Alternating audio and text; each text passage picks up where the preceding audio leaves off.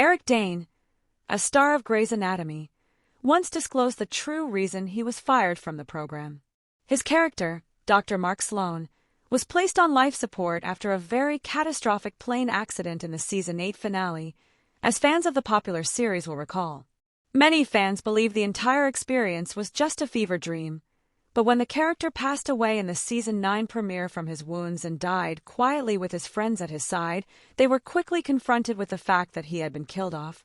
Viewers were shocked to learn that the actor hadn't truly wanted to say goodbye when he did, even though they had a terrible time saying goodbye to one of the show's most recognizable performers. Instead, he speaks up about his departure in a shocking interview, saying that executives probably fired him from the TV program in 2012. Dane, 52, who portrayed Dr. McSteamy on the program for 6 seasons from 2006 to 2012, started his case on the Armchair Expert podcast a few months ago by asserting, "I didn't leave so much as I think I was let go." The actor was then questioned by podcast host Dax Shepard about his past battles with drug and alcohol addiction and whether or not they had an impact on his departure. However, Dane said, "They didn't let me go because of that, although it definitely didn't help. I was struggling," he said. He even hinted that he could have gotten too expensive as a result of being one of Grey's Anatomy's most sought-after stars.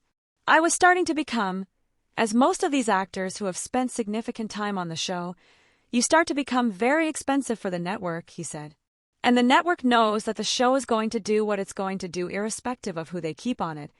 As long as they have their Grey, they were fine."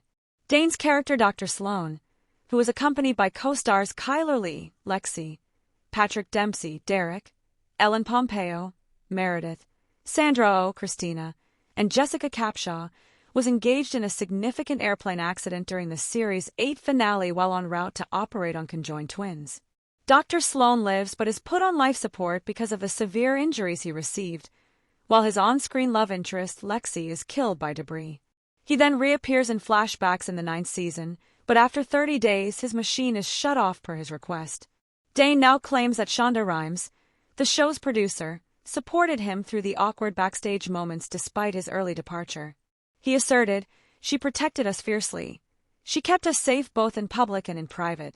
Although Shonda Rhimes protected me and I adore her, I was most likely fired instead than saying you're fired. It was more like, you're not coming back." Dane claims that his career went sideways when he left the program and that he had a dry time in terms of work. "If you take the whole 8 years I was on Grey's Anatomy, I was kept up longer than I was sober, and that was when things started going sideways for me," he said. But since then, the actor has landed parts as Cal Jacobs in the horror comedy movie American Carnage and the gritty coming-of-age television series Euphoria. There is just one Grey's Anatomy episode title that deviates from its own convention, and there's a very good reason for it. Now, devoted viewers of the venerable TV drama series will be aware that each episode adheres to the same title guidelines. Every episode of the 20 seasons of Grey's Anatomy, which debuted on television over 20 years ago in 2005, is titled after a song. Among the most well-known episodes are Losing My Religion, which is reminiscent of R.E.M's 1991 hit song A Hard Day's Night, which is reminiscent of the Beatles' 1964 hit, and The First Cut is the Deepest, which was penned by singer Cat Stevens in the late 1960s. Nevertheless, one episode in the whole series, which, incidentally, has more than 400 episodes, breaks this custom.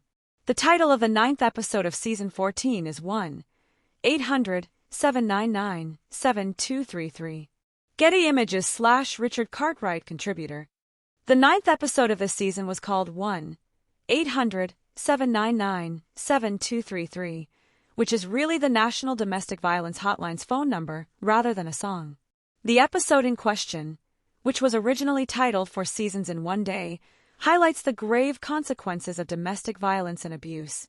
It centers on Paul Stadler, Matthew Morrison, a general surgeon who also happened to be Joe's, Camilla Luddington, violent ex-husband.